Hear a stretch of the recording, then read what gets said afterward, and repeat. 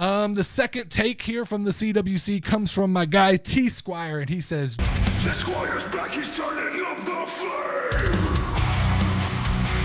Jay and Gunther are in jeopardy of not main eventing the first night of WrestleMania.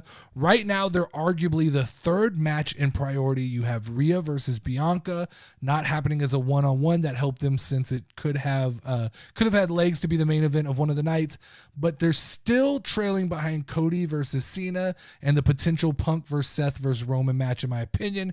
Those matches simply have too much star power. The Jay and Gunther story isn't coming together enough yet to make me want to see it.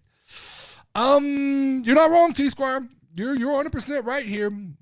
But I never had Gunther and Jay penciled into a main event slot. I don't think that being the world champion is an immediate qualifier to put you in one of the top two matches on the card. And I think we've seen that in the last couple of years. I think last year it was Cody and Roman, Rock and Seth were one of the main events.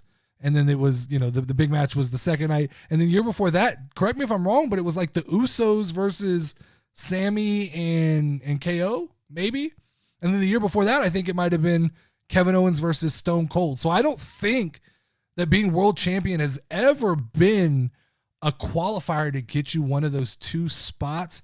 The reality is, like you said, we still have to figure out where Roman fits into this picture, be it, is it Roman and The Rock, or is it Roman attaching himself to the CM Punk and Seth Rollins match? But I'm with you. I don't see any world where Roman Reigns isn't main eventing one of the two nights of WrestleMania. So like I said, whether it's against The Rock or whether it's against Seth and Punk, I feel like that's who gets night one's main event. I don't think it's in question.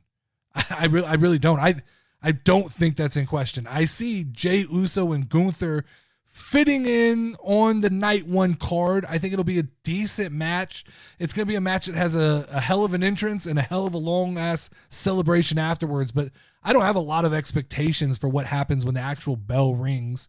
I think it's more about the party that surrounds it. I do, like I said, I have this as a night one match because I think WWE knows that if you have this on Saturday night and WrestleMania is over and everybody disperses to the clubs in Las Vegas and Jey Uso has just become world champion, that every nightclub that has wrestling fans in it will be requesting the Jey Uso theme, and the optics will be absolutely crazy with the amount of people doing this shit right here in the fucking club and the yeets and things like that. My biggest issue right now with WrestleMania is going to be the pacing, because there's a number of high energy matchups that we're looking at, from like Bianca and Io with Rhea, Charlotte and Tiffy, Seth Punk, Roman, Cena, Cody.